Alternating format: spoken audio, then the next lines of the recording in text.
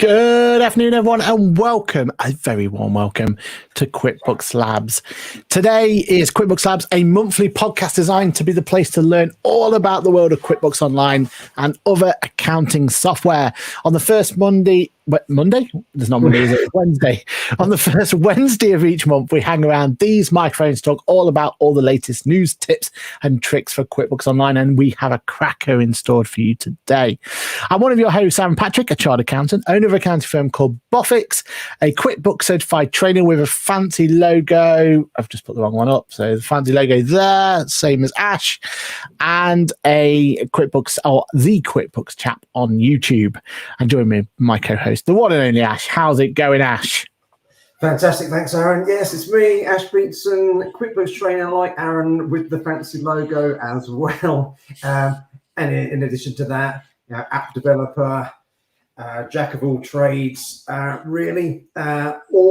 book on the way. What else can I say? Yeah, can't wait for that book. Can't wait. Yeah. Okay. It's not long, is it? No. Perfect Christmas stocking filler, I've heard.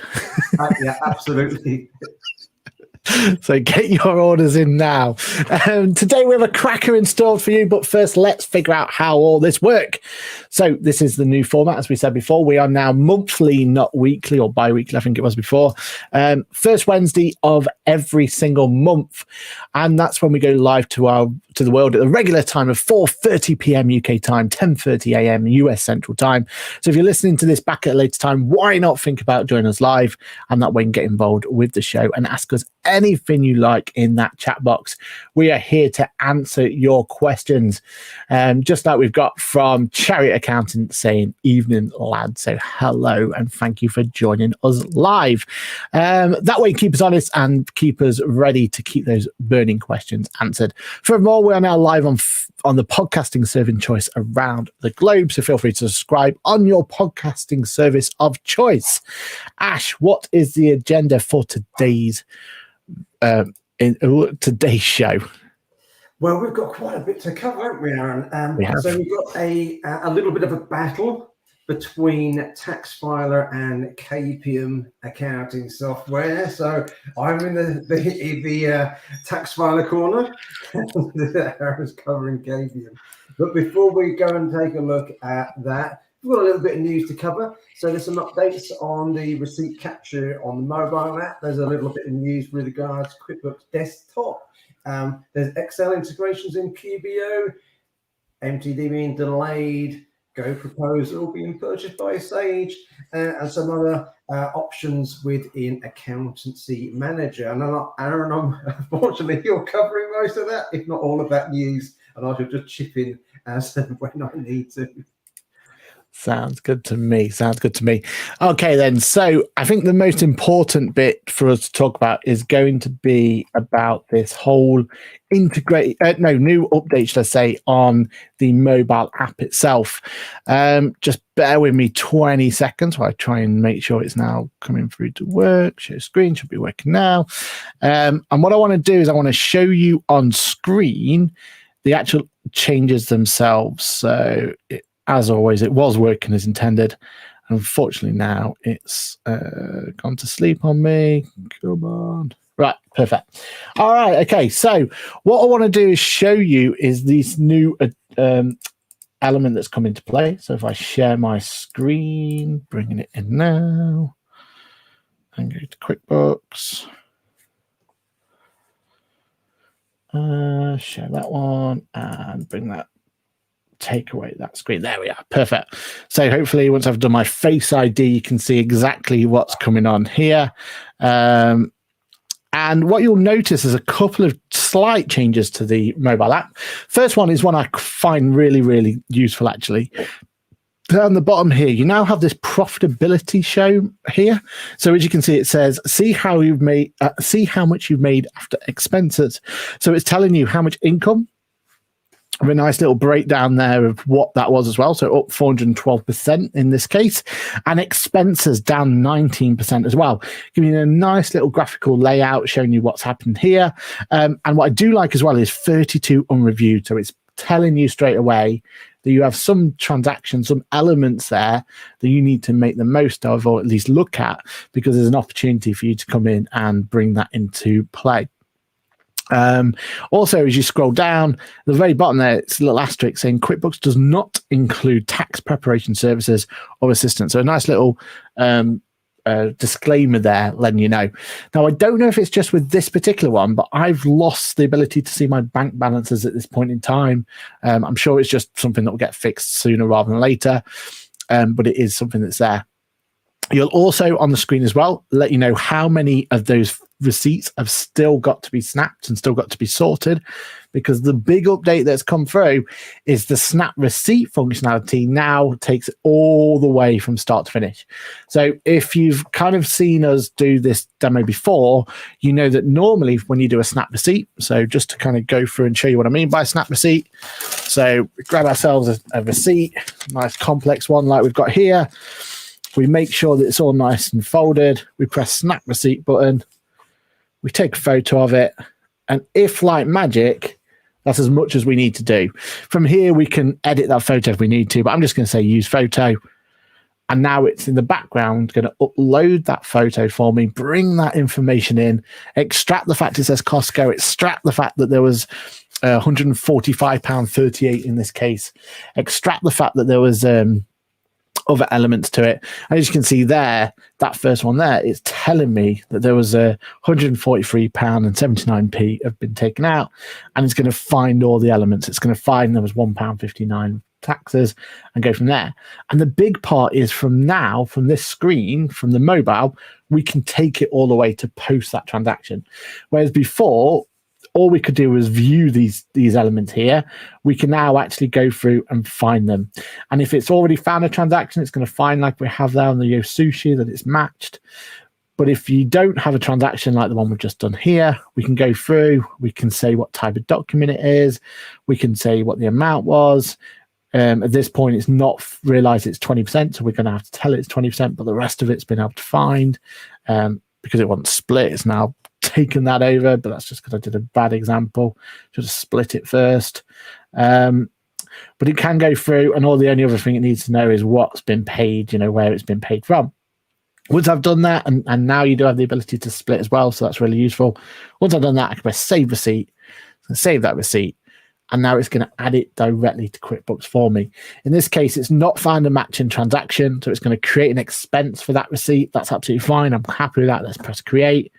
Creates that expense, put it into QuickBooks for me as I go forward. But as an example, though, if the transaction was already in there, it will see that it's matched that transaction, and you could go in and match it. And I believe, yeah, you can go in and then just press match, and it will match that way. Nice and straightforward. But yeah, I think this is a really small update to QuickBooks mobile app, but I think it's a really, really significant one. What about you, Ash? Yeah, definitely, because it always seemed a bit of a bind, if you like, from the small business owner's point of view. If you've just taken a picture, and a lot of little small businesses are starting to rely more and more on their mobile phone.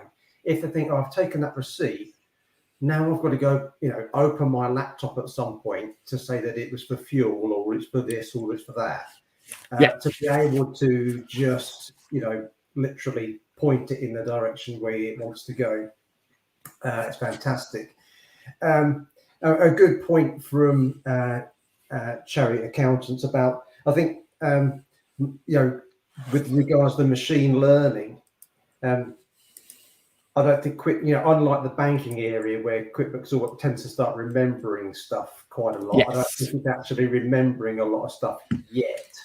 No, but I think it will. I think it will come. But even without that, sometimes it's not always such a bad thing to sort of properly review what you're posting and point in the right direction. Yeah, and that split function as well. So I mean, being able to say, well, some of it is for the business, and adjusting some of it to drawings or whatever it is, so you can split it on entry.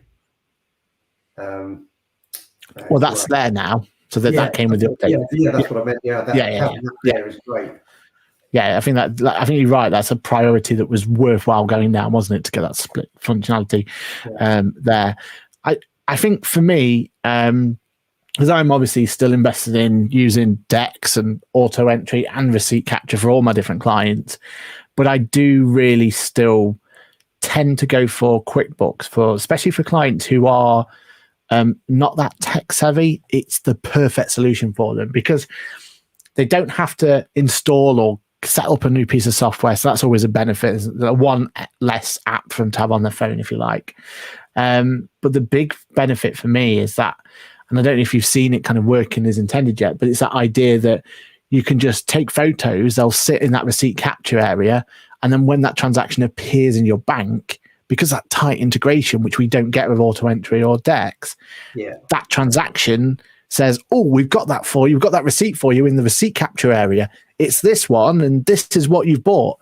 And that's really, really, because the amount of times clients go down the list of what's on their bank and they're like, oh, what did I buy from there? What did I do from that? And the fact that it appears for them and shows it them, I think that to me is where it's kind of the game changer for me. What about you? Yeah, I know, absolutely. I agree with you on that one, because even if, like you say, you've taken the picture, but you've not even bothered to code it, at some point you're going to have to bring your bank up to date and get it reconciled.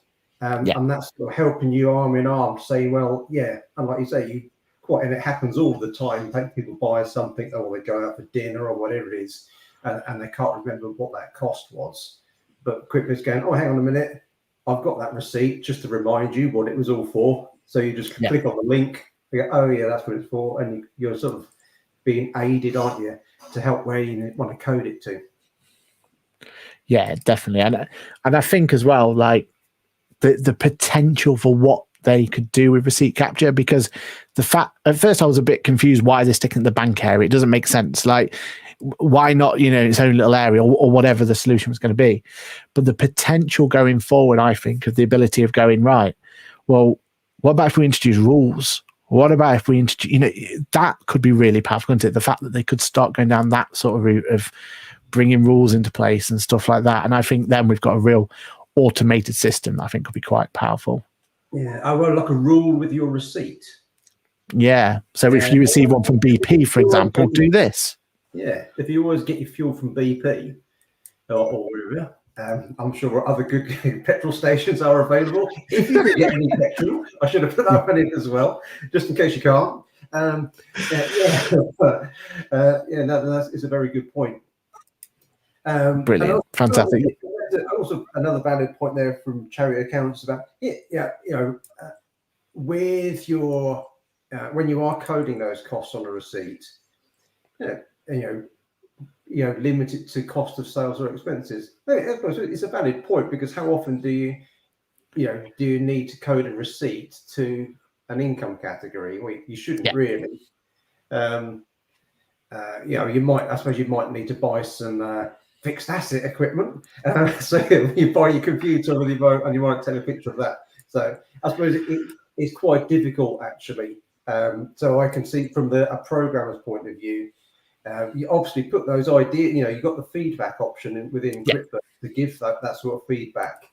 But sometimes it's not always that easy, and also different regions and different countries can have different terminology for some of the different names, which I think that just causes a headache for everybody. Anyway, going off on a slightly different direction. No, it is right there as well, because we know from first experience as well that those feedback forms do get looked at and do get considered, don't they? So yeah, definitely throw that feedback into place. What's the next topic we're covering? So the next one we've got is desktop subscriptions. Yeah, now this could be a very big change. I don't know if it's going to affect us in the UK as much. I think, a lot of the people who are on QuickBooks Desktop. So what's happening here is the QuickBooks Desktop model. So at the moment it was by per upgrade, wasn't it? You bought for whatever year you wanted to keep on, and that was a one-time purchase, wasn't it? That's how it used to be. Yeah, pretty much. So I used to be a heavy QuickBooks Desktop user, and you could pay for your annual license, or you could basically buy the CD off the shelf if you like, pop it on your computer, and there you go. You've got it. You could use it. So and you were stuck to that version there, weren't you? You couldn't get upgrades. That was the deal, really, wasn't it? Yeah, some people, and some people used to, use one version for years and years and years and years and years. I can remember, in sort of 2016, helping someone that was still using QuickBooks 2008 because they didn't want to upgrade, and it might have even been older than that. It was ridiculously old. Wow. The version that they were using. But they were happy and it was working for them. So at the time, yeah, because it was simple, but it just, when it came to an accountant, then sort of taking a backup, you take a backup from like QuickBooks 2006, and you're using QuickBooks 2000 and whatever, that they don't always talk to each other nicely. So it's just a nightmare. Anyway. So what they've moved to change is the fact that the desktop model will now be moving to a subscription-based payment method only, which kind of pushes them again back to the idea that really shouldn't they, or for someone who is still on desktop, what kind of benefits have they still got from staying on desktop now? Then, what do you think? I think for a few. So, as we said, it's really going to affect the US and Canada more because they've been heavy desktop users for years and years and years. So there'll be a few that will start thinking, well, if I've got to pay monthly, I might as well go over to QuickBooks Online. Yeah. There are some that are just, when I've read in different forums that are just, they're anti QuickBooks Online. They just don't want to move. They're just used to their desktop.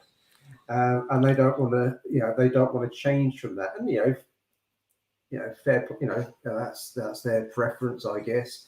There are instances where the desktop version has a little bit more, but from my experience, it was only really with stock inventory.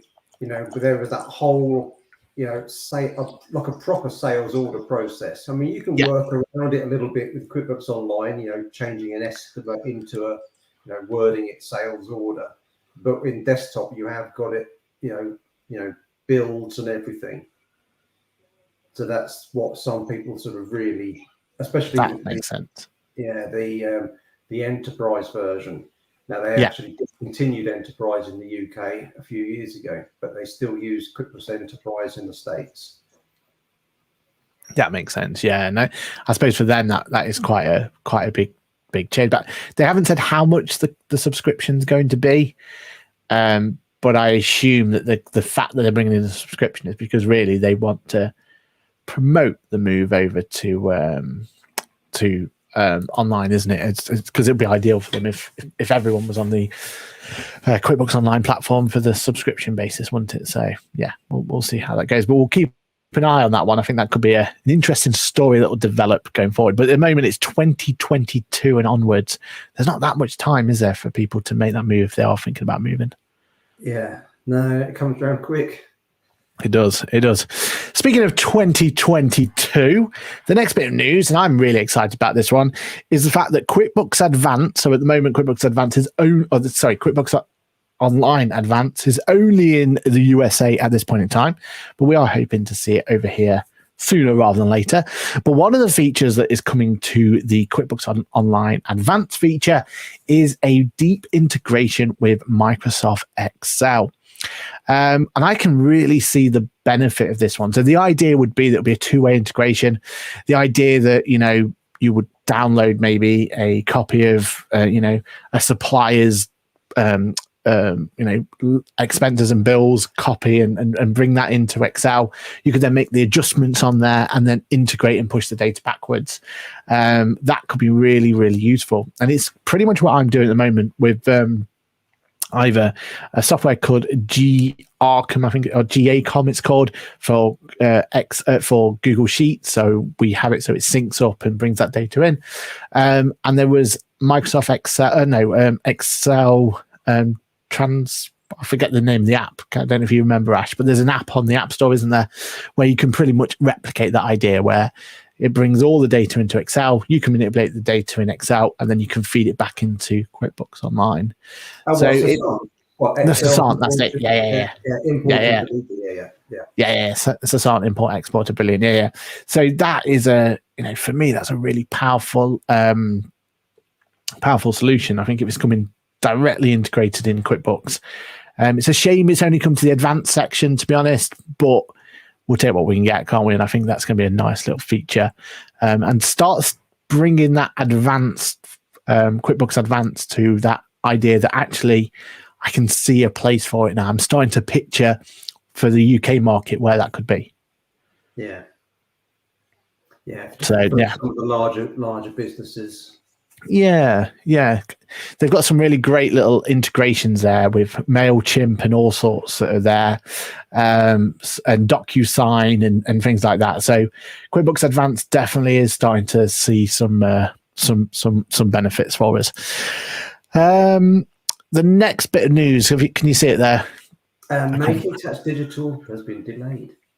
Yeah, we got to all cry a little tear for this one. Although I suppose a lot of people are actually happy about this one. I think it might just be myself and maybe Jan as well, who's, I can see, I think he's in the chat, isn't he? Yeah. I think we were two pushers of making tax digital for good, and how we think it's going to benefit people and how we can kind of see going forward what the benefit's going to be. But unfortunately, it has been delayed by a year. And I think the interesting thing I saw about this was the fact that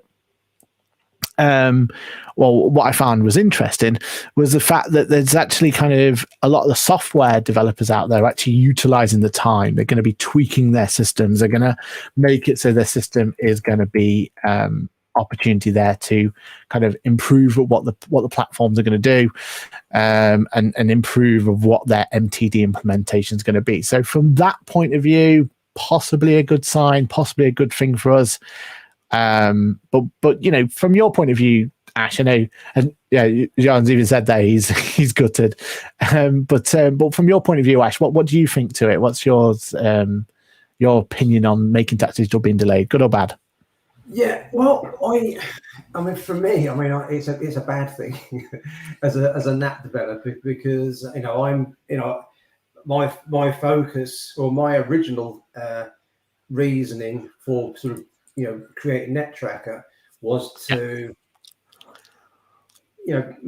help people make sure their accounts are up to date constantly all the way through the year, and then that leads on to because when it comes to do the accounts at the end of the year, accounting entries, there should be minimal.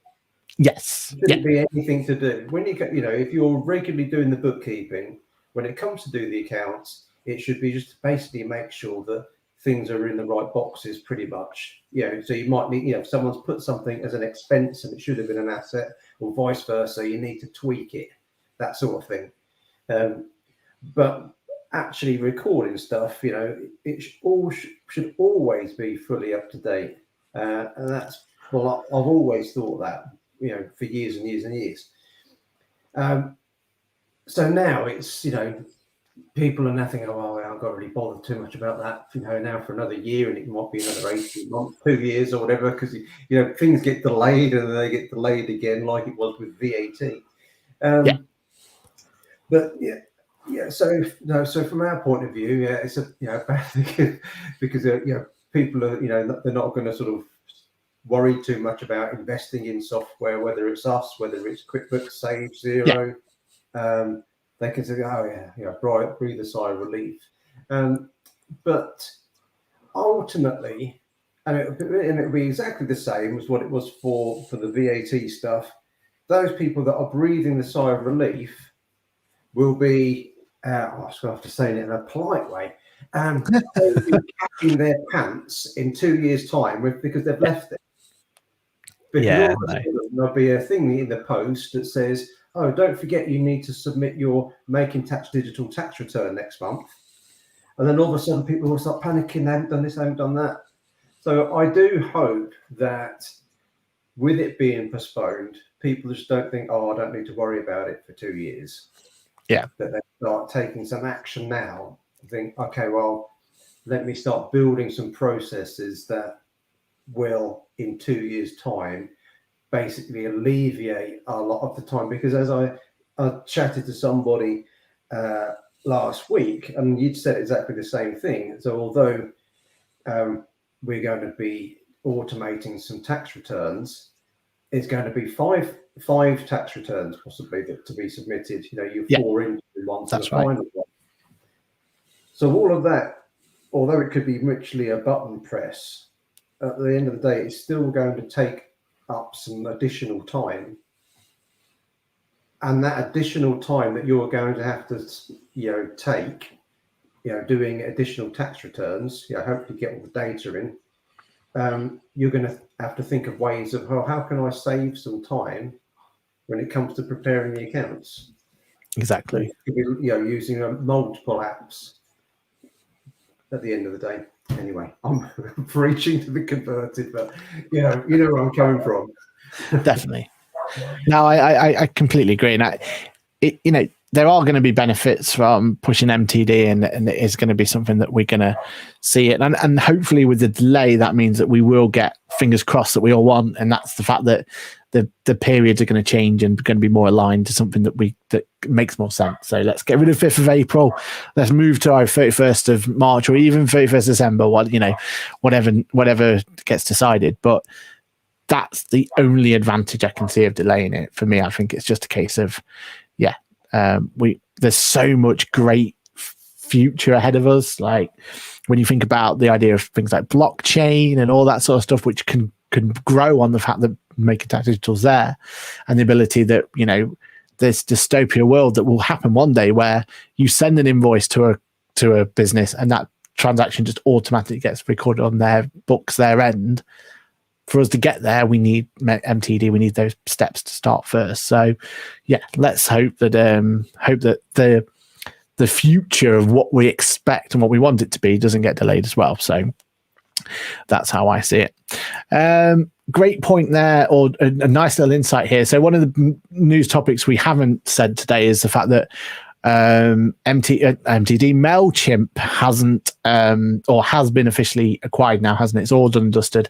It is now an Intuit part of the Intuit family.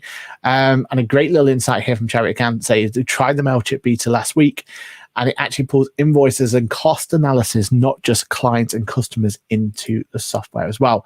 And what I saw as well was the fact that at least they're trying to sell to the UK, that the MailChimp MailChimp acquisition is also going to be a great MTD opportunity for us as well, because they see it as an opportunity for us to be able to talk to our clients, get them all up to date, get them bring them nicely, giving them a chance to be able to get the deadline chasing, workload, that sort of stuff in place. And if that's what they're going to be utilizing that software for, from a practice manager point, from a practice accountant point of view, that is absolutely brilliant. They've got some really great ideas, I think, that they're bringing into what the MailChimp analytics can do for QuickBooks. I think it's the MailChimp for me is that ability to start making a lot of the different acquisitions that they've just done, like T-Sheets and e-commerce and OneSAS and TradeGecko and all those integrations, start actually talking to one another and get those analytics between them going through nicely. So I think it's going to be a great spot. But that's a great shout there about the fact that the fact it pulls not just the cost analytics, but also information as well. So that's great news. What was our next piece of news there? Go Proposal has been acquired by Sage. Yeah, I mean, I don't know what else we need to say about this. No. So Sage has gone through and done their recent acquisition, and they've taken Go Proposal. It definitely came out of the blue. I was not expecting for this one. I think from Sage's point of view, they are still on the back foot a little bit, aren't they? So I think they needed to make some form of investment, some sort of way of trying to catch up. And obviously their view is that if they get the Go Proposal software and everything else going through, then they'll be able to bring it from there. But yes, I have stopped using Go Proposal as of yesterday, so I'm now looking for alternatives on the market and see what else is out there. So what do you think to that news, Ash? Is that something you would you have expected them to go for Go Proposal, or I've got to say, to be completely honest, it doesn't affect me because I'm not really an accountant in practice anymore. But I'm not surprised, and I think it's from Sage's point of view, it's a very sensible move. It's cute, isn't it? Yeah. And they would be the first, I think, to basically agree that they know that they are slightly behind with their other two, but I think they are slowly making sort of strides to sort of catch up. And this is one way. They're sort of quietly building stuff in the background, with regards to their accountant platform. Yeah, they do have a very loyal accountant base that have been from the desktop times. So this is going to really assist those accountants. So it's interesting. Definitely, it definitely makes it makes it an interesting race, as I saw on one of the forums. Because obviously everyone, there's sort of, you've got really sort of three main players, haven't you? Yeah. As such, I mean, QuickBooks, Sage, Xero. Obviously got Free Agent and a few others, but really there's always been the three main ones that I always think of. Yeah, and I think from Sage's point of view, one thing that definitely going well for them is the fact that the auto entry acquisition hasn't been too bad, really. I mean, I know a lot of people were kind of skeptical of that, but I think that's been absolutely fine. It's kind of been left to do what it needs to do. Their integration with QuickBooks and Xero is still absolutely fine. They work as intended. It still does what it needs to do. And I think, when you look at who could have taken it, it could have been Iris. If it was that would be a whole different story, wouldn't it? And I think there'll be a lot more problems and a lot more issues that people could have faced. So I think it's good that it's that it's someone like Sage, because I think they will hopefully elevate the platform and push it forward, and I think it'll need it. But for me personally, the QuickBooks integration with Go Cardless wasn't working as I need it to anyway, and I just thought that I was struggling to get that integration to where I need it to be. And I thought, well, if they're acquired by Sage, I can't imagine that's going to be a priority to make sure it talks to QuickBooks anymore, in a better way or anything. So that's kind of the reason I went down that route. But yeah, it's an interesting one, and fingers crossed with the acquisition that they do. And I think it was you that was saying that Sage actually has a really good practice management-esque area, don't they? Anyway, so this probably works well in that. I think their practice manager area is actually really strong, isn't it? Yeah, sorry, I got sort of slightly distracted that I was looking through the chats, but I agree with you, Aaron. Yeah. So I think that's going through from there. Awesome. And then one quick one that kind of breaking news yesterday, and I'm hoping to be involved in the beta as soon as possible, is our friends at Accountancy Manager. So just also a side note, if you do see the Accountancy Manager, I was one of the case studies this month, so do have a read of that one.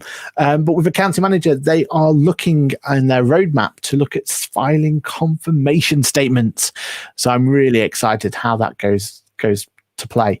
When we go and do our in a moment, we're going to do our battle of accountancy production software. The software I choose is what we currently use to submit our confirmation statement. And they do it fine. It's great. It's whatever, but there is definitely ways and improvements. And I think if Accountancy Manager does this right, they could have a really slick way of dealing with confirmation statements, because confirmation statements to me are always that one area where it takes too much time for what it is, because at the end of the day, you're just trying to confirm what's on Companies House is correct. That's what the confirmation statement should be about. And having to maybe download a checklist or download some data and make sure that data is correct, to then get someone to sign it, to then submit it, and everything else. If correct, I think Accounting Manager could make a really slick way in which the confirmation statements can be submitted. So that is definitely something I'll keep everyone in the loop on, because I think that should be exciting.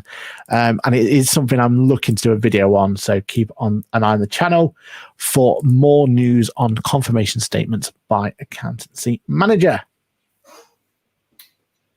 It's that Ash, time, isn't it? It is. It's the battle. Yeah. It's the fight. So just to give everyone some indication of how we're going to run this, and this is something we're going to start doing on a semi-regular basis, maybe once every couple of months, something like that. We're going to basically have a little task between me and Ash, where we're going to have a little fight out between two competing pieces of software. So this first one is 6 rounds of fighting between accounts production solution.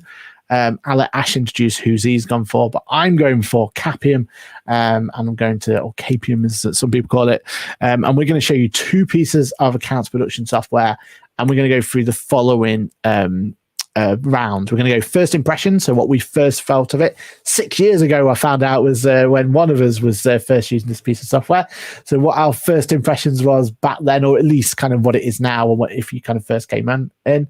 Your ease of use, how easy you found it to actually use, how well it integrates with QuickBooks Online, your favorite feature, the support that you get and have been receiving since you've been using it, and the price point as well. And the idea then is at the very end, we will declare a particular winner out of those 6 rounds and go from there. So, Ash, I'm going to let you kick off first of all with your software of choice and give us all a bit of a first impression on what you think to your software. All right. Okay. Let me share my screen. Yeah. There we go. It is. All right, so I am using TaxFiler, and as Aaron said, I think I've been using it for nearly 6 years. Crazy. I must be, I don't know what my customer reference is, but it must be down quite low. As soon as you log in to TaxFiler, this is the screen that you land on. Have you ever used TaxFiler, Aaron? I have, yeah. So I had a little play around with it when I was deciding which one to go for back in the day. But I think it's, it seems very similar, but yeah, go for it. Yeah. So you basically, you land on this screen and you will have a list of, I've sort of basically shaded these out, my recently viewed cases. You would choose, what company, what sort of accounting year you're looking at. I'm just looking at all years there. And then you've got this little pie chart of what's been accepted, what's cancelled. And if you were to click in those segments, you would, get a filtered list of, what's been cancelled, rejected, etc. So it's not overly fancy, but, that's what you get pretty much when you log in. It's simple, it's fairly clean, and you've got your sort of menus at the top of when you want to go to a list of returns, accounts, and a list of clients. So if we're just going to start there with just sort of first impressions. Nice. What do you think?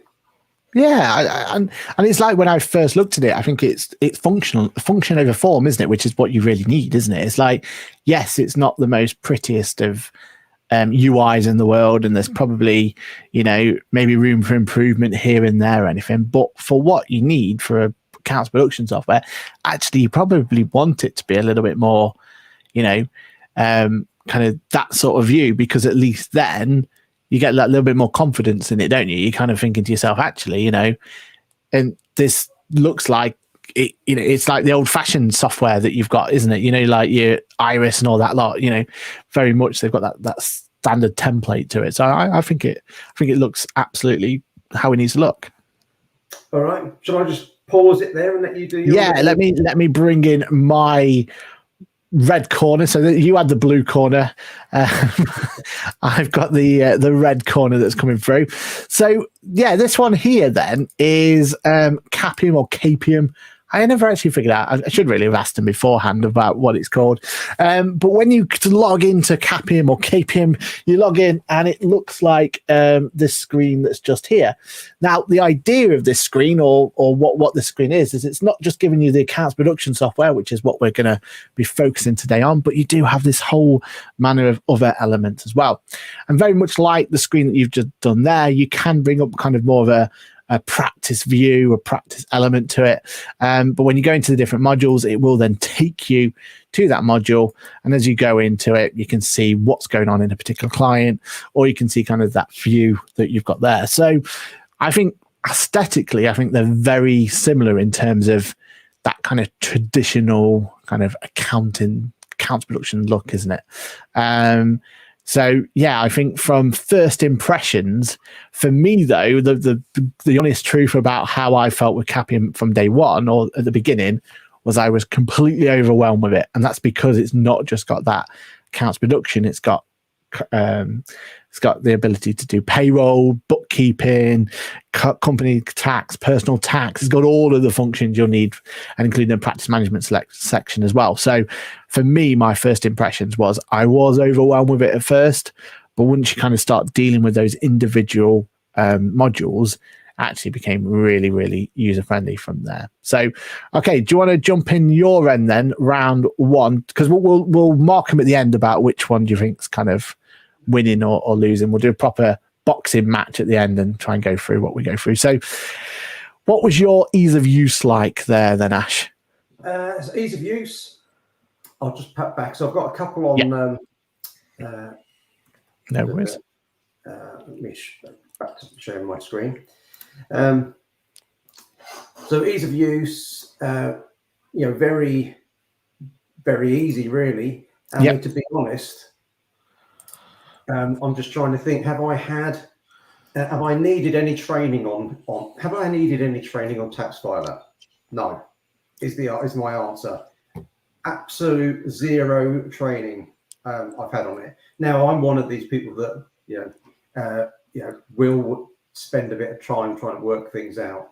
But if you've used any type of accounts production software, so in my olden days, if you like, I used to work for a medium-sized accountancy practice, and they used to have Iris.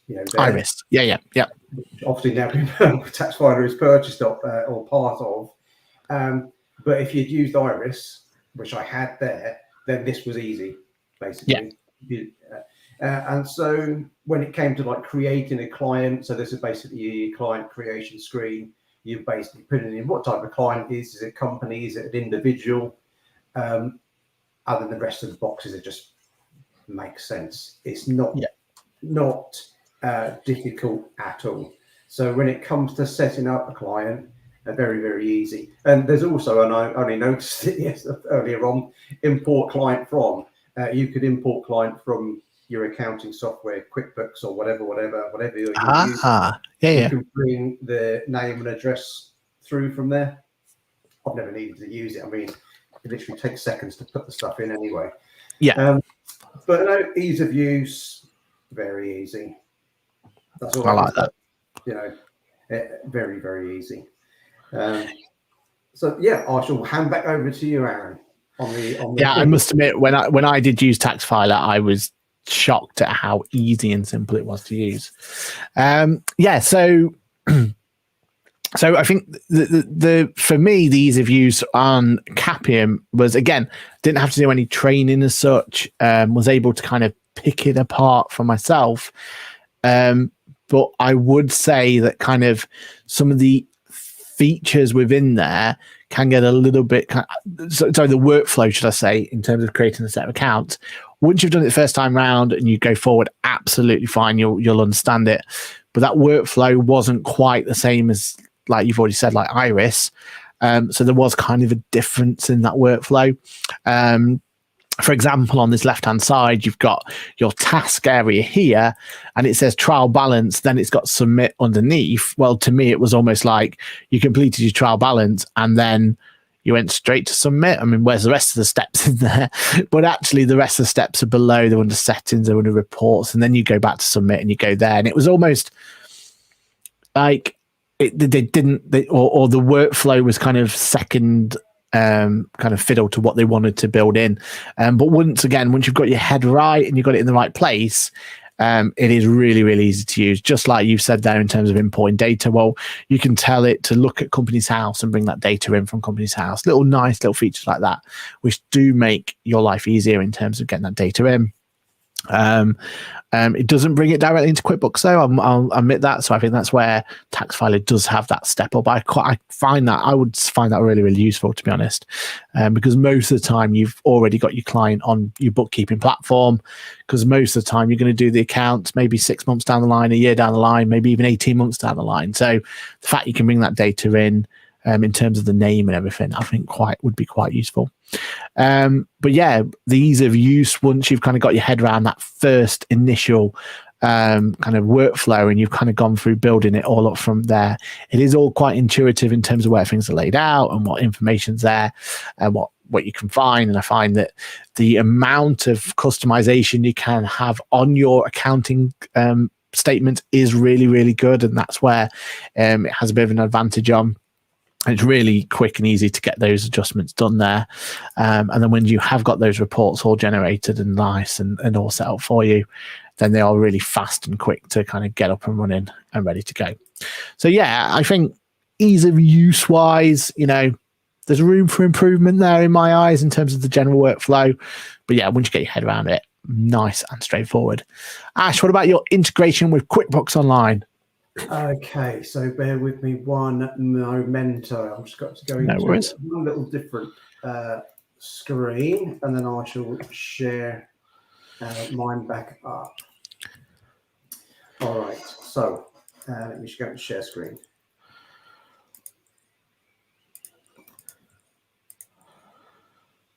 Here we go. So earlier this morning, yeah, I'm just pressing it now. All right, okay. There we are, you're in. Earlier this morning, I've got a dummy QuickBooks company on. I created some accounts for 2019-20, and I've literally just gone in to click on accounts, click new to create a new set of accounts, selected the client, QuickBooks training test, and it's automatically brought up the next year, 1 year on from the last set. Yeah. So I'm just going to click create. And then I've got all the usual stuff that I can sort of check, the details, etc., etc. But what I'm really interested in here is the trial balance.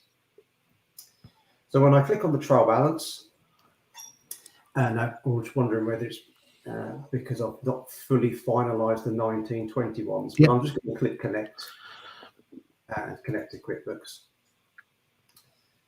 Thought it might have already been through, could be because I closed it down. But the connection is very, very good indeed. Just search for my client, which is Small Training for Business on this one.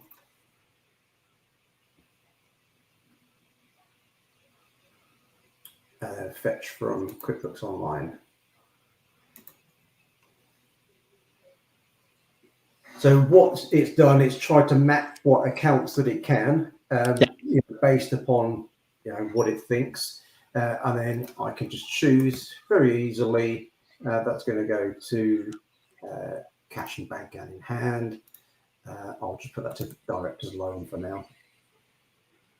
That retained profit balance forward, and I'll just put that whack those to sales just for speed. Yeah. And update. And just save the changes. So what I should see. It populates the. I can fetch the TB for the comparative year. Because my accounts have not been submitted to Companies House and fully finalised. I think that's why I don't have the comparative in there. Yeah. Straight, because normally it's almost dealing it as a first year for you, isn't it? Yeah, it would normally appear in there. But what I would then do, so all of those values that QuickBooks has basically come through and found. I can click on those. So as I'm reviewing them, I can sort of check, this is what makes up all of my income. I can go in and edit the mappings. So I can make sure that all of the stuff that comes through from QuickBooks is used in the right category in Iris. In tax filer. When I first used this, like 5 or 6 years ago, it used to be terrible. So you would literally map your categories, and then you could do the accounts the next year, and it'd forget all of the mappings. So you have to map the whole lot again. It was a very tedious and very painful. Now, once you've done it 1 year, the following year it just remembers perfectly. Everything is in exactly the right box that it needs to be. So when it comes to actually, knocking up a set of accounts, it is a very easy, quick job, because if if the bookkeeping is put, and it should be, if you're a good bookkeeper accountant, it should be pristine in QuickBooks or Sage or Xero, whatever you happen to be using. So when it comes to actually preparing the accounts, you're just fetching the TB across and you're just making sure that things are in the right box. So the integration between the two, fantastic. And then obviously you can finalize it, view, check and file. So I've got some warnings there on my because things aren't balancing up properly. But just check your draft accounts and it's easy peasy. So is it a two-way integration then, or is it a one-way? So there's a two-way integration, although I never use it personally with regards to the corporation tax calculation. So once that's calculated, I see. You can throw a journal back into QuickBooks. Usually, I've sometimes estimated the corporation tax anyway, so there's a value. So I'll just look at what the corporation tax is.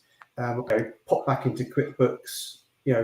Update a journal, and then I'll refresh the link of the TB in here, because then it'll bring it back. And it will just update it. Yeah, that's what I would tend to do. So, so the integration for me, fantastic. Nice. So I'll stop sharing on that one. So I think then, if I just showed my integration, I think we got a clear winner on this one. So I think TaxFiler was, correct me if I'm wrong, but I think TaxFiler was pretty much built for QuickBooks integration, wasn't it? Because at one point they had this concept of it going into the QuickBooks QBOA and like showing you the tax file status on there. So I think TaxFiler always had the idea of integrating into some form of software, whereas Capium, it was a feature that basically I kept hammering on the door for, and then they finally gave in and provided for us, was integration to other software. So originally it was just a case of manually putting in, or CSV. So originally the way my integration would work was the fact that I would download the CSV file from QuickBooks and then upload it. A little bit tedious, but that's just the way it was. Now, just like you've just shown there, exactly the same kind of process of getting that connection in. So we do have an opportunity to connect into it and bring it in. But I suppose the biggest kind of issue, if you like, of how that connection is going through it is just not going to go through for me. So I don't need to show that bit. But the idea would be that once you've connected it and go through, just like you've shown on your end, it will bring the data through and everything else, and you'll get a line here, QB import, and it just basically brings it in as a TB for you. Now, the big downside here is it's not two-way connection. So if you make any adjustments here, you'll have to do an opening balance adjustment and do it like you would see. And B, the other issue here is this isn't a live connection. So once you've made that connection once, if you want to refresh it, you've got to delete this TB and start again, and it kind of build it up from there. And the TB in Capium's terminology, the TB is basically that period. So you'd have to delete that whole period, start that period again to refresh it and bring it in. One thing they have improved on, like you said, though, was when you go from 1 year to the next, and it only came into play 2 months ago. But now when you go from one period to the next, you do get to save your mapping. So it will bring in the mapping from before. But then the idea is once you've got that QBO import, that's your base, and then you go through and you put in whatever you need to put in afterwards to get that figure to work and to move forward. So yeah, we'll score it later, but I've not got much of a hope for the integration against that one. So what about favorite feature, Ash? What's your favorite feature of TaxFiler? I suppose my favorite feature has really just got to be the QuickBooks integration. Because you can use it completely standalone. You can create a set of accounts and just key in the numbers from a TB. You can actually import a CSV file from a TB if you want. So those features are there. But just the fact that it has a QuickBooks integration at all, that is my favorite. I wouldn't use it otherwise. That was the whole purpose of using it. And as you said, Aaron, for probably 3 years, it was exclusively QuickBooks. I think they had some sort of exclusive exclusivity contract with Intuit. And I think, yeah, like you said, I think at the time, because I was introduced to TaxFiler by a chap that used to work at Intuit. Yeah, same here. Yeah.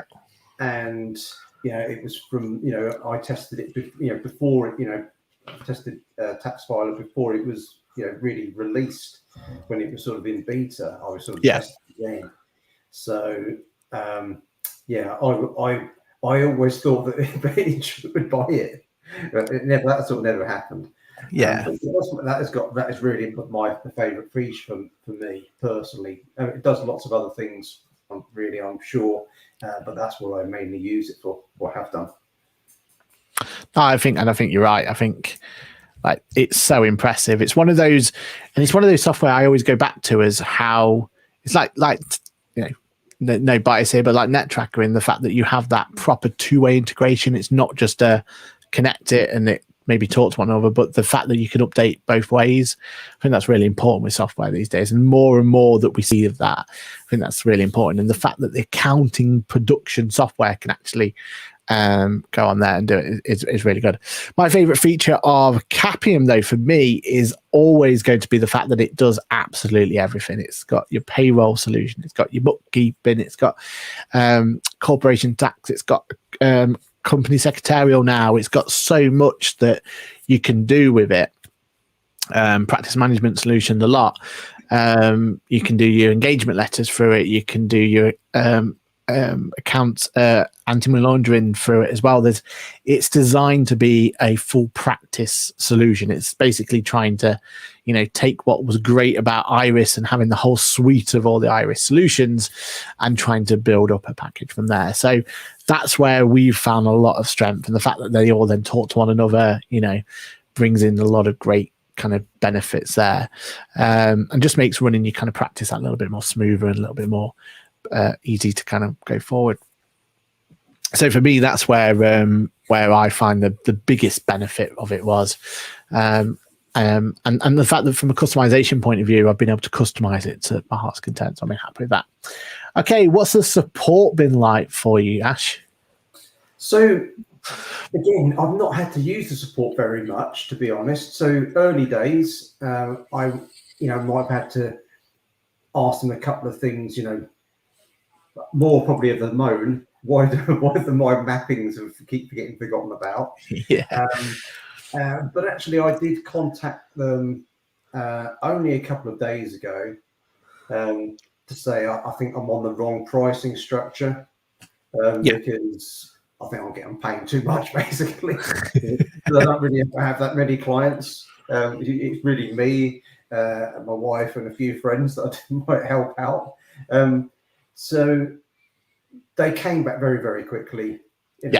Within less than an hour. And then I sort of just basically had to run a report, send them a screenshot. And they've adjusted my pricing, so I can't really complain. They were very, very quick, and they were. I've not had to contact them for years, but previously when I had to ask them anything, it is sort of like email support. I'm not sure if there was this phone number or not. I can't remember. I don't remember seeing one actually, but yeah, they're pretty good. Brilliant. That's always good to hear, isn't it?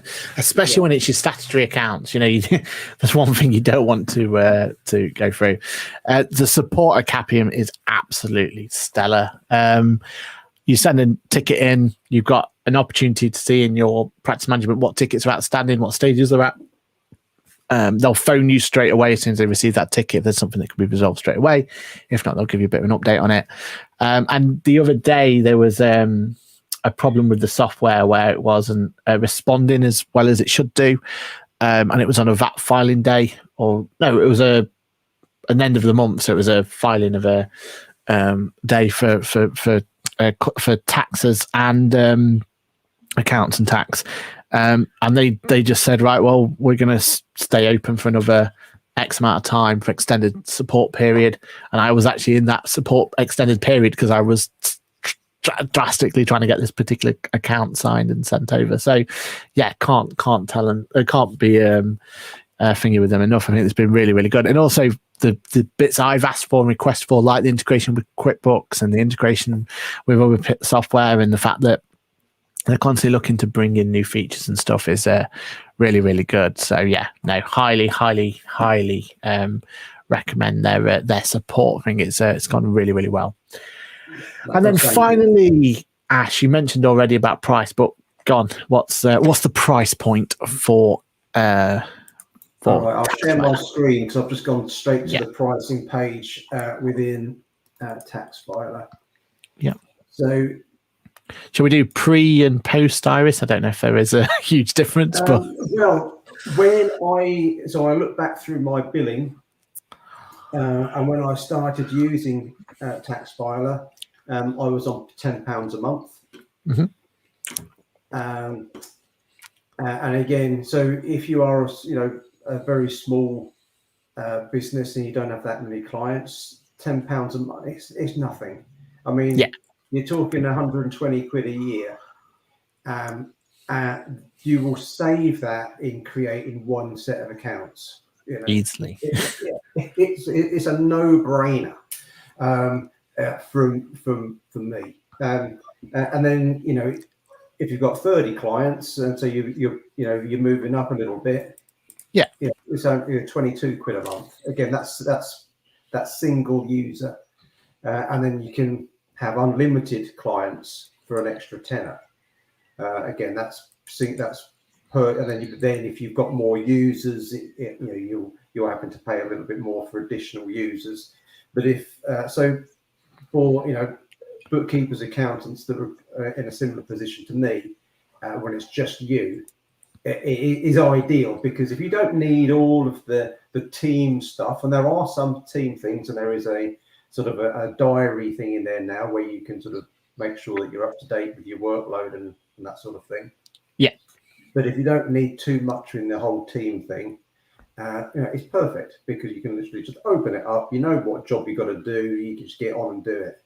And the cost of it, it's nothing. It's less. When you think of what a QuickBooks subscription is, I know you're getting cheaper as an accountant, but if you had someone that was just paying a box standard QuickBooks subscription, which could be nearly 30 quid a month now, or the plus one is around that. But not being able to create accounts and tax returns for unlimited clients for that money, it's unbelievable, isn't it? Yeah. That is it's pretty good value, I've got to say. So definitely. That's the TaxFiler pricing. Commissions are welcome, TaxFiler. I'm in the caveat here. I am not employed or receive any endorsements from TaxFiler. This is purely my little take on it. Okay, it's just in case anyone starts. Maybe we should start with that one. About me. I'm sure he's on the take. I'm sure he's receiving some sort of backhander. I am not. I want to put that one in there. Brilliant. Yeah, it's crazy, I think, with how priced that, or how competitively priced that was. It's from day one, isn't it? And I know as soon as Iris was involved, everyone's kind of joke was the fact that the prices are going to triple, or they'll put a 0 on the end of each one of those numbers and be done with it. But in fairness, they haven't, have they? I mean, they've kept them quite consistent. They've got a little bit, haven't they, by probably more inflation than anything else, but there's been no massive price hike, has they? So yeah, it's fair play. I think it's brilliant. I think it's a great piece of software, or price point for that one.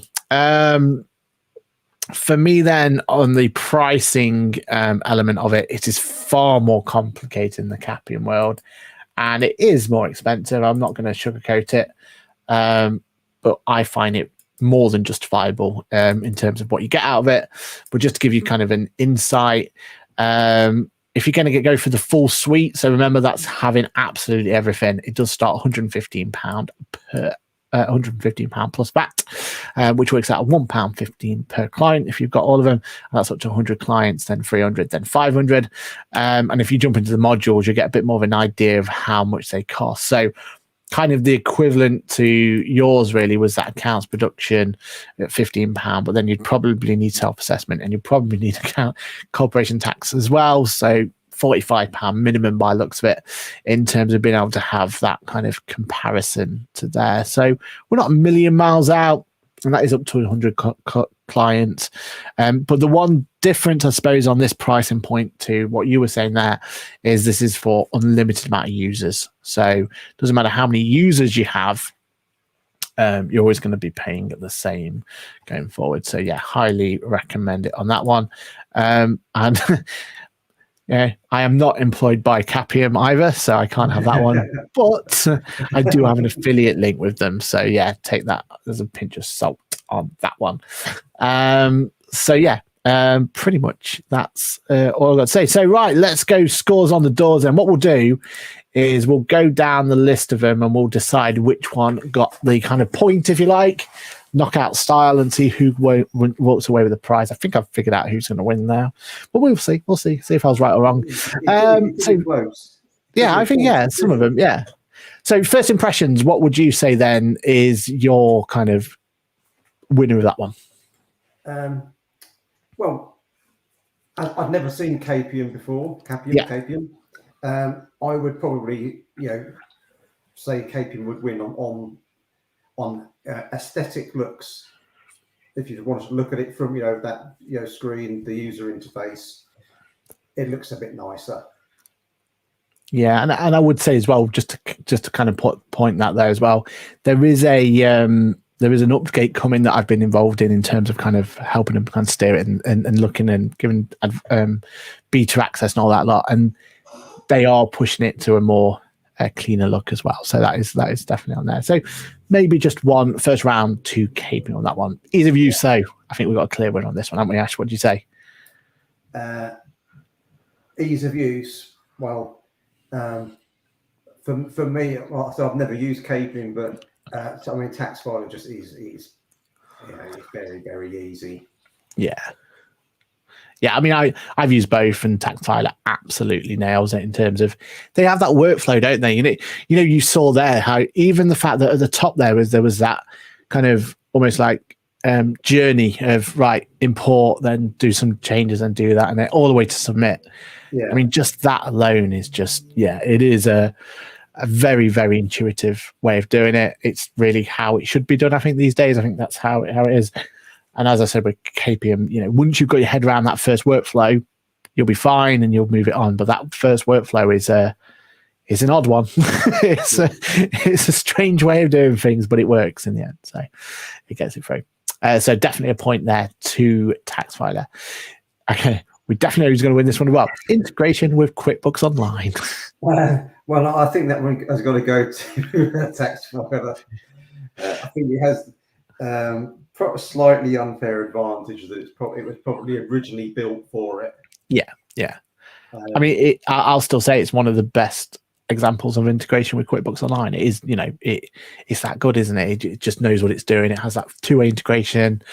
Like you said, it probably is that unfair advantage that it was built primarily to go to QuickBooks Online. But yeah, no brainer. And it reminds me because it's quite interesting with Iris acquiring them, because I remember when there was a big thing. In fact, it was on the webinar, wasn't it? We used to do the webinar for Intuit for apps. And I remember, because of the kind of hoo-ha about it, but Iris was connecting with QuickBooks. And it was like, all right, this is the game changer. And pretty much the same workflow I've just shown you there on Capium, in terms of you just import the data. It's got a bit of mapping cleverness, but that's as far as it really goes. That's kind of been the set for most accounts production software, isn't it? You send your data to the software, but then it kind of finishes there. Well, what I really like about Taxfly, it takes it that next step forward. You can refresh when you want. You can bring that data in. I think for a modern way of doing accounts production, I think that's definitely the route that most people should be going. So yeah, clear winner on that one. What about fave feature then? It's an odd one to, or it's going to be a difficult one, I think, to point on this one. But what would be your kind of who would you say should take the crown on that one? I think that probably the Capium has got more features full stop in a way, because what you've got with tax filer, does what it says on the tin, files tax returns. You create a client, you put their details in, you create accounts, and you file the tax. That was really what it is mainly built for. Yeah. So there's not really the companies, because I was having a dig around, and I couldn't find that they've added company secretarial stuff as such. Perhaps they're thinking, well, if you really want company secretarial stuff, you ought to have the full Iris package. Okay, yeah, that makes sense, doesn't it? All of that's in Iris. So if you're not that bigger in a firm, you stick with tax filer. If you need more, you'd have to go up down the Iris route, I guess. Yeah, stick with it. Their company. I think you're right, because if you think about it from Iris's point of view, if they put too much stuff into tax filer, you can send your confirmation statements, and this. People think, well, what do I need Iris? What exactly do I need? You're cannibalizing your sales, aren't you? £1,000 a month for. Yeah. When I can do all of this. Yeah, because it's not cheap, is it, Iris?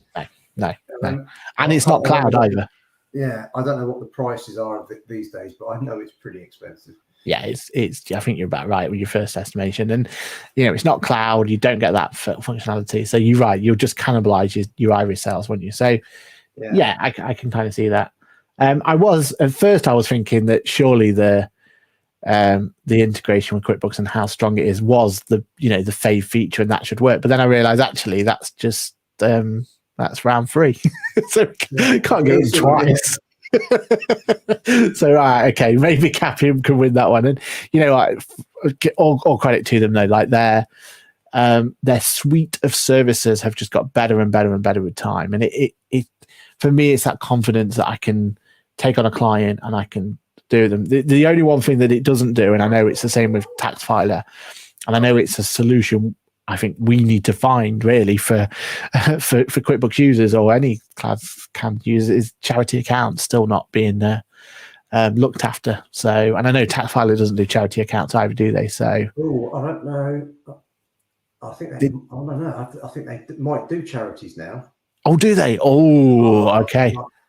I'm just having.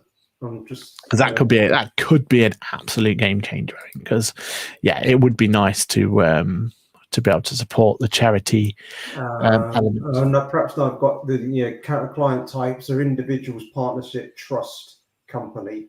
Yeah, trust is there, isn't it? Yeah.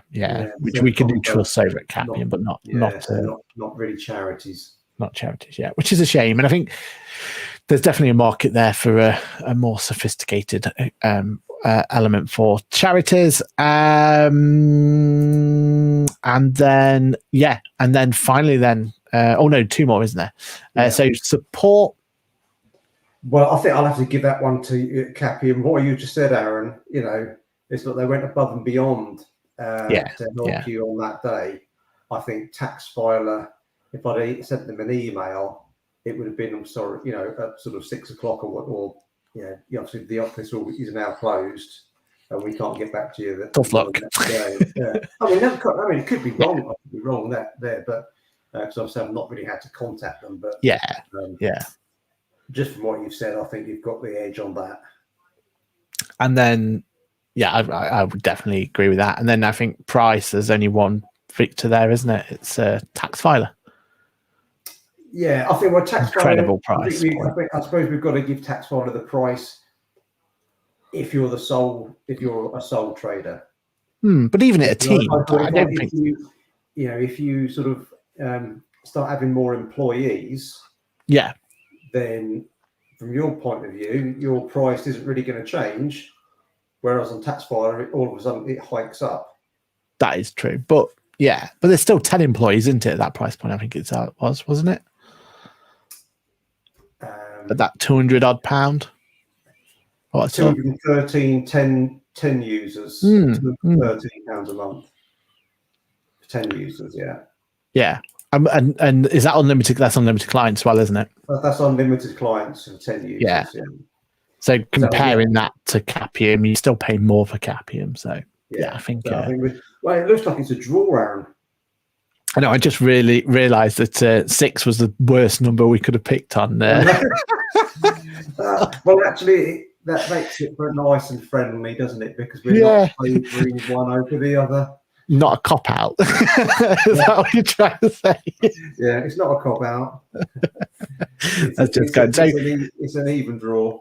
It is, and we'll fly the flag then to say that both of them deserve your consideration. And I'm definitely going to be doing a video on Capium soon. I think it's a great piece of solution, and I might just jump in and do a tax filer one as well as comparison, because it does seem to still hold up. I was always impressed with it from day one. I think it's still there. So yes, very, very impressed. Okay, then. So just catching up on any of the comments that we missed. Great bit of news here. We'll make sure we bring that into next week or next month, should I say, is element. We'll make sure we give you any news we can. QuickBooks, what they call the smaller ones, they've been announced, haven't they? In fact, they're next month, aren't they? Oh, the Get Connected event. These are the smaller ones, the regional, or used to be regional. They're not going to be regional this year, are they? They have been announced. In fact, that might even be before our next event. I'm thinking about it. Is it this month? So I'm hoping they'll release some new stuff. I'll tell you what, though, if they do, we'll talk off air, but we might do a impromptu video if they do, impromptu QuickBooks Labs if they do. So keep an eye out on the social channels, and we'll get back to you on that one and let you know. The small events are this month, and the big one is start of March. We've not heard yet if it's online or offline, but we will give you some more details. We know who to talk to about that one to try and get some info as much as we can, as much we're allowed to say, and everything else. But the smaller ones, it is this month then. Right. I thought it was. I've got it booked out. It's if they do announce anything, we will try and put something out on the social channels about what was announced and what that means for everyone. Here it is, 19th of October. There we are. Yeah, there was one question there from Sylvia about importing clients from TaxCalc. It wasn't in the list of drop downs when you're add a client. I didn't see it within there, just sort of through bookkeeping software. So I'm not sure if it is possible to actually bulk upload clients from TaxCalc. If you wanted to swap over. It is a good point, though, isn't it? And to be fair, though, I know Capium offer this, so it might be worthwhile talking to support. But they obviously they're very keen on making it a nice, swift, easy move from one software to another. So I know when we decided to move over to them, they were bent over backwards to get the databases in place and everything else. So I'm sure TaxFile would do the same, wouldn't they? You would have imagined. Yeah, possibly. It might be worth it just a message to support. Depending on how many you've got. I mean, sometimes you think, well, I'll just add a client. Next time I need to create a new one, a new set of accounts, because then it literally just takes you a minute to put the name and address in. If you work on it on that sort of way. Yeah, and I suppose depending on how clean your QuickBooks data is, your previous year data could easily be brought in as well, can't it? So that's your advantage you've got with tax filer over Capium, because Capium, you could bring the data in, but it isn't as smooth as what Ash demonstrated there with bringing that data in with that wonderful two-way integration. And I think that's it, isn't it, Ash? As for always, Aaron, we've been talking the hind legs of the donkey. We've gone slightly over this time. Apologies for that one. But no, it's been good. I hope everyone sort of watching, listening, and sort of found some use from it.